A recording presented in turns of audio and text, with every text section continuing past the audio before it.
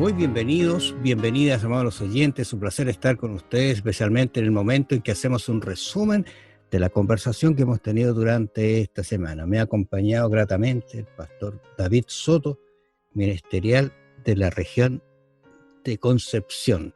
Bienvenido, pastor. Muchas gracias, hermano, y reitero mi gratitud también por poder participar de este diálogo bíblico. Hemos conversado durante esta semana por qué testificar. Recuerde usted que todo el trimestre va a estar centrado en una frase que me pareció muy interesante, hermosa, atractiva: hacer amigos para Dios. Pero no solamente hacer amigos para Dios, sino el gozo de participar en la misión.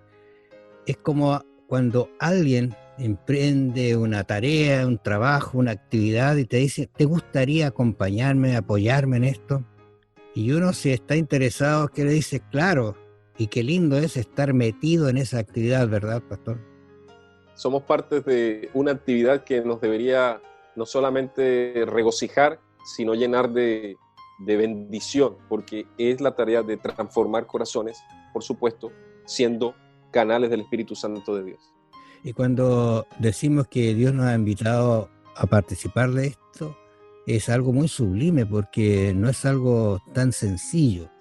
Es algo que se comenzó a fraguar antes de, cuando digo antes de la creación incluso, ya Así está es. estipulado que Dios mismo iba a venir a rescatar al hijo pródigo, como diríamos en la conversación, ¿no es cierto?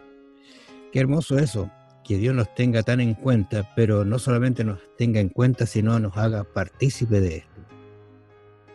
Ahora, el tema, ¿por qué testificar?, es algo que vamos a llevarlo esta semana, o lo llevamos. Y el texto, usted tiene el texto ahí, pastor, de 1 Timoteo 2:3. Así es. La palabra de Dios dice, durante toda esta semana estuvimos memorizando 1 Timoteo capítulo 2, versículos 3 y 4. Porque esto es bueno y agradable delante de Dios, nuestro Salvador, el cual quiere que todos los hombres sean salvos y vengan al conocimiento de la verdad. Hay unas expresiones que a mí me llaman la atención. Son enfáticas. La expresión bueno y agradable delante de Dios, bueno y agradable. Y lo otro es que todos los hombres que lleguen a un conocimiento de la verdad. Entonces, el plan de Dios es que es eso. Él no vino para uno, para alguien, solamente para David, ¿no es cierto?, sino para su familia, sus hijos, su iglesia, todo su entorno. O sea, para eso vino. Pero esto es algo muy bueno y agradable. Qué interesante esas Así es. expresiones que aparecen allí. Es una expresión de lo abarcante que es el amor de Dios, ¿verdad? De pequeños o a los niños les cantamos que el amor de Dios es tan ancho y tan alto, ¿verdad? Tan profundo. Y es una verdad, la restauración de Dios para toda la humanidad es para todo el que quiera ser salvo, para todo el que cree. Por tanto, el llamado de Dios, la misión de Dios, que es divina, es un llamado para restaurar a toda la humanidad. Desde nuestros primeros padres hasta el último converso, Dios anhela que todo aquel que crea se pueda salvar. Y esa es la maravillosa obra que Dios desea determinar por medio de su iglesia. Dios quiere que la iglesia realice ese mismo trabajo, hermano Medina. Proveer oportunidades para la salvación.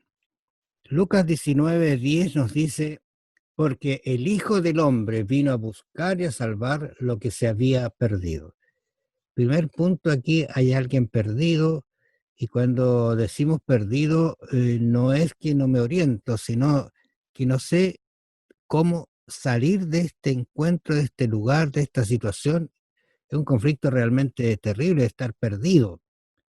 Pero dice que el texto que a ese que está perdido vino a salvar el Señor.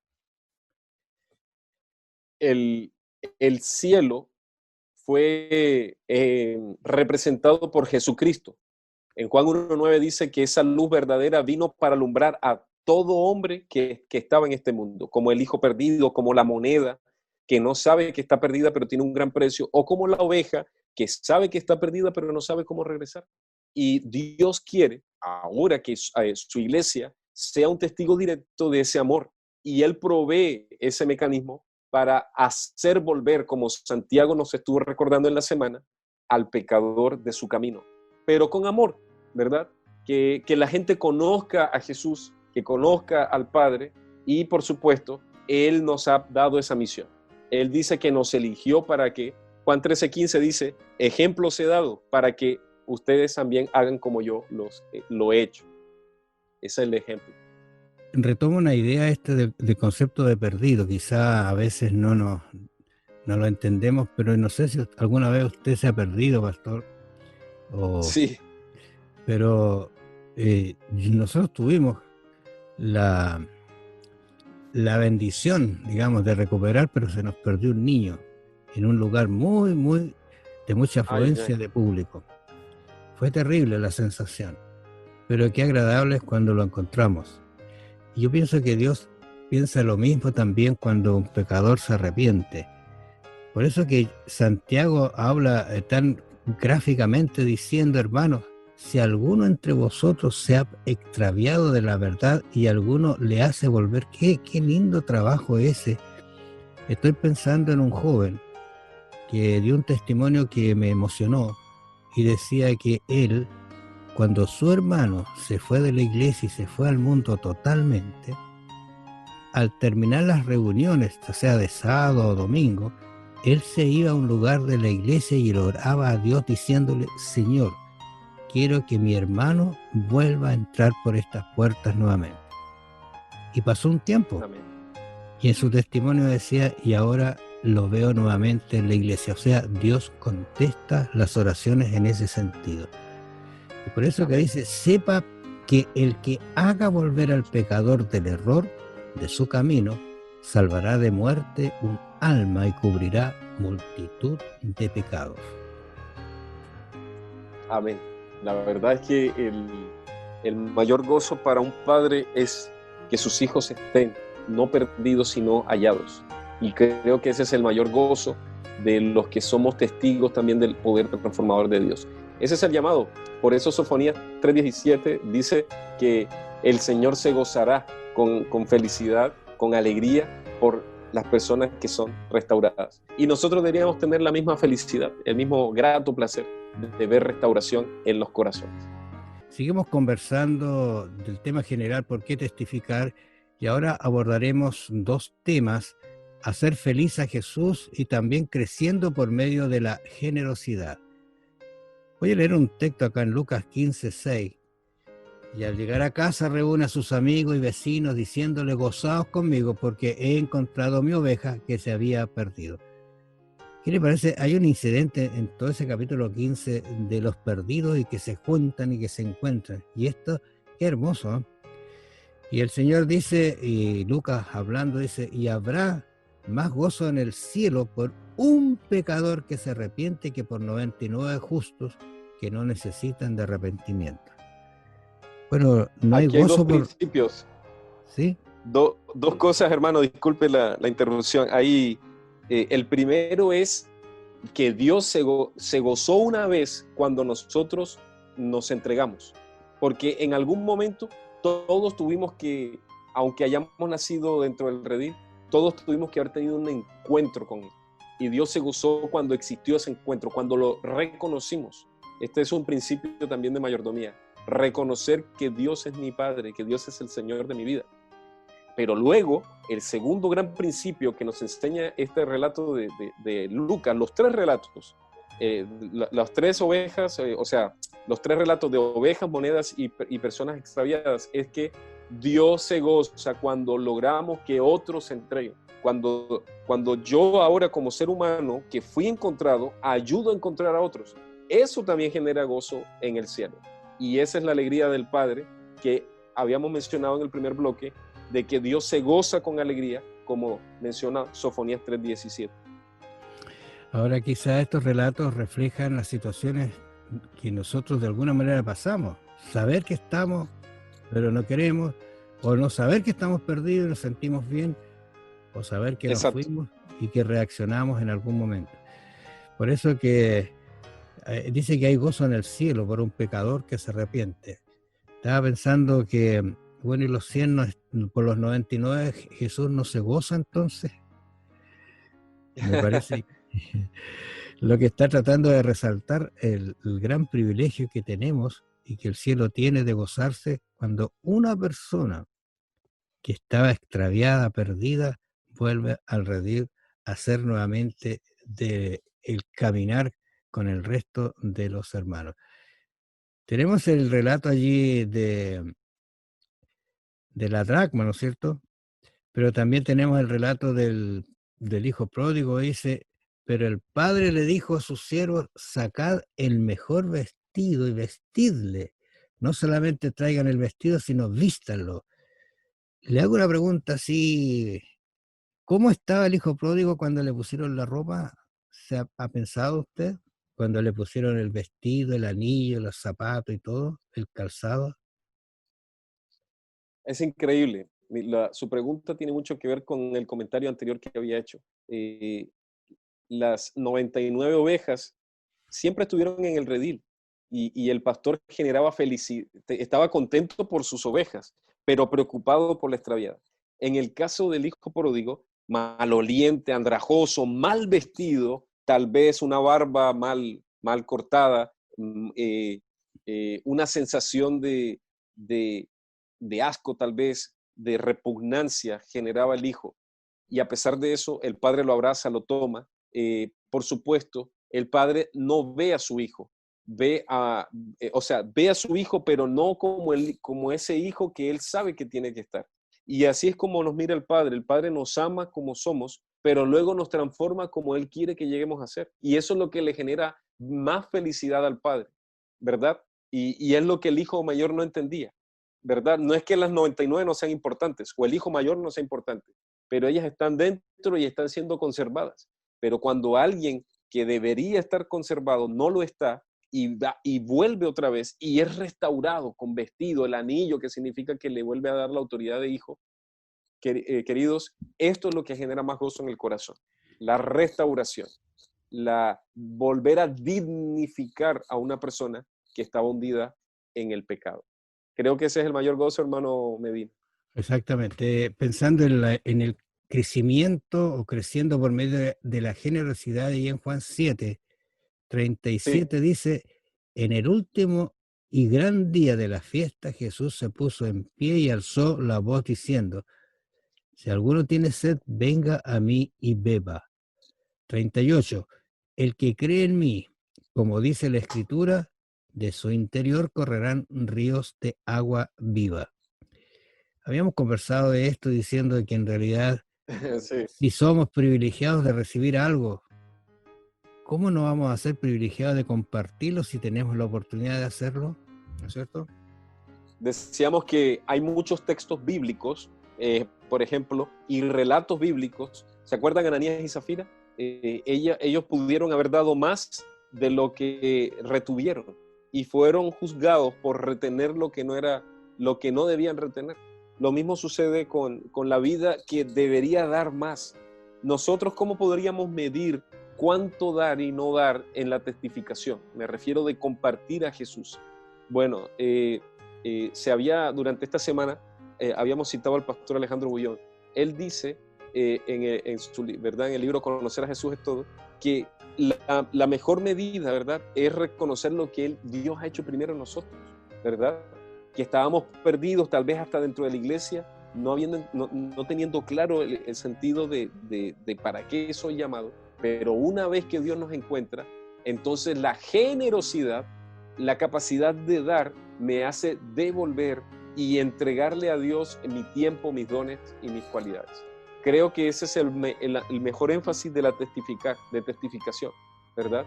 Compartir lo que como gratitud reconozco. Fue lo mismo que hizo la mujer pecadora, ¿cierto? Dio más allá de sus posibilidades y Dios espera eso de nosotros. No como mar muerto, ¿cierto? Sino como río Jordán que fluye para beneficio de otros. Y es increíble cómo ese río hace florecer a sus alrededores, ¿eh?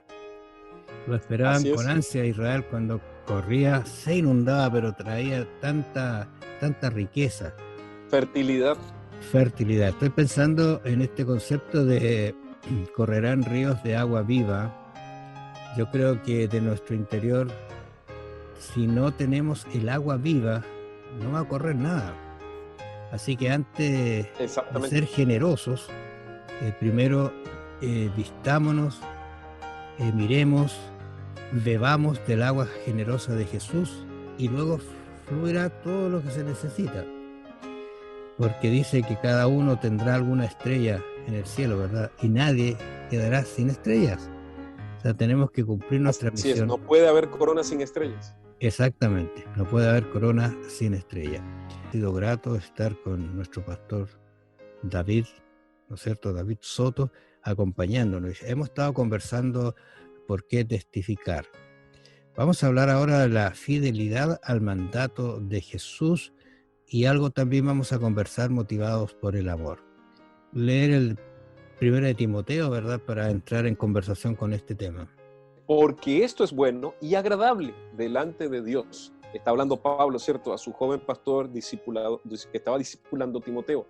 Le dice a este joven guía espiritual, le dice que lo más bueno y agradable delante de Dios, nuestro Salvador, el cual quiere que todos los hombres sean salvos y vengan al conocimiento de la verdad. Aquí está hablando de el mejor resultado de mi testificación. Salvación para otros, que las personas conozcan, así como Jesús en Juan 17:3, ¿verdad? Oró, que te conozcan a ti, que conozcan la verdad, ¿verdad? Que conozcan la palabra de Dios. Yo creo, hermano, que si pudiéramos juntar la lección de fidelidad y la lección de la motivación por amor, podríamos decir que para poder cumplir el mandato fielmente, debemos estar motivados por el amor. Podríamos, digamos, hilar esas dos frases. La motivación correcta para lograr el cumplimiento fiel. Creo que esa sería una interpretación interesante. ¿Cuál? La salvación de las personas. Algunas personas pasan tiempo, años, y dicen, yo desde que conozco que se está hablando del retorno de Jesús, pero no viene. Pedro dice lo mismo allí en su segunda carta, capítulo 3, versículo 9. El Señor no retarda su promesa según algunos la tienen, por tardanza, sino que es paciente para con nosotros, no queriendo que ninguno perezca, sino que todos procedan al arrepentimiento. Entonces no es la razón la tardanza, ¿verdad? Pareciera que no. En realidad, lo que la Biblia habla sobre esperar en Jesús, esperar los cumplimientos de su promesa, ¿verdad? Es que mientras cumplimos, ¿se acuerdan? En la parábola, por ejemplo, de los talentos, el siervo negligente le dijo, es que yo sé que tú eres un amo que eres un poco duro y que ciegas donde no siembra. Y el amo le dijo, bueno, si tú sabes, mientras yo venía, tú tendrías que haber estado produciendo.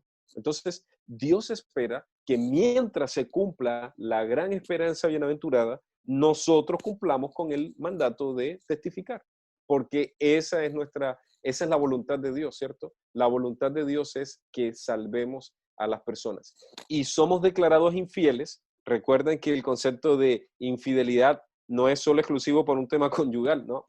La Biblia dice, sé fiel hasta la muerte. Apocalipsis 3:14 habla del testigo fiel, es decir, ser fieles, ¿cierto? Fiel mayordomo, fiel siervo, buen siervo fiel. Está hablando de que la fidelidad es cumplir con toda la pasión el mandato mientras esperamos la bienaventurada esperanza de la venida. Sería negligencia, hermano Raúl y queridos oyentes, sería una falta de fe y de responsabilidad no cumplir el mandato simplemente porque creemos que la venida está lejana. Todo lo contrario, con más razón, cada día debemos intencionalmente, como durante la semana, hermano, usted nos estuvo recordando, estas situaciones de confinamiento, de crisis, nos tienen que replantear si estamos siendo eficaces con la forma de testificar, porque la iglesia sigue avanzando, la iglesia sigue adelante y es nuestro deber cumplir cada día fielmente este mandato divino. Hechos 13:47 dice, porque así nos ha mandado el Señor diciendo, te he puesto por luz de los gentiles, a fin de que seas para salvación hasta lo último de la tierra. Qué gran cometido nos ha dejado el Señor realmente. Y el llamado viene desde el Antiguo Testamento, pero ahora Dios se lo hace a la iglesia. Tal vez, hermanos, podríamos resumir diciendo, Dios no, mandó a Jesús con un cometido, mostrar la luz verdadera. Luego mandó ese mensaje al pueblo de Israel, debía ser luz a las naciones, en Isaías, la cita que hemos mencionado, 49:6, por ejemplo. Y luego, ahora, a través de la iglesia, el Espíritu de Dios nos debe tomar y continuar siendo luz para que demos frutos.